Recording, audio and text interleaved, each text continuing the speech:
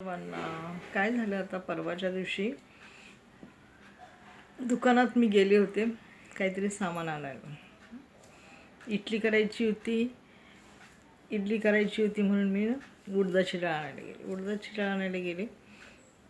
तर तिथे एक बाई आली 30-35 वर्षाची असेल. ती दुकानदाराला म्हणाली, बघा शेठजी, मला हे ना 1000 रुपयाचं सामान उधार द्या. तर तो म्हणाला, कधी देणार तुम्ही पैसे? तो म्हटला, हो देतो मी तुम्हाला सामान, पण तुम्ही पैसे कधी देणार?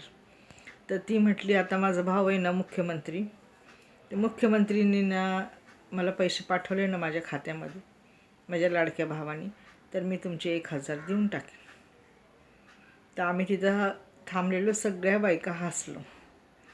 बघा, मुख्यमंत्र्यांनी जे काही 1500 लोकांना बायकांना पैसे देण्याचं कबूल केलेलं आहे ना, तर बायका त्याच्यावर उधार सामान पण मागायला लागलेले आहेत आणि लोक पण द्यायला लागले. त्या माणसाने तिला दिलं 1000चं सामान. तो म्हटला, घेऊन जा आणि तुमची योजना जेव्हा लागू होईल ना, झाली ना, तुमच्या खात्यात पैसे आले ना, तर ते मला माहीतच पडतील की सगळे लोक म्हणतील, अरे पैसा आ गया, लेडीज का पैसा आ गया.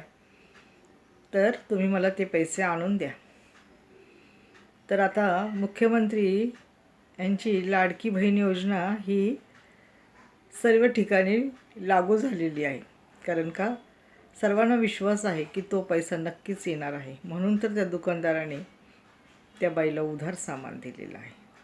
तर आता हसावा का रडावा असं मला वाटत आहे, नाही का? तर धन्यवाद.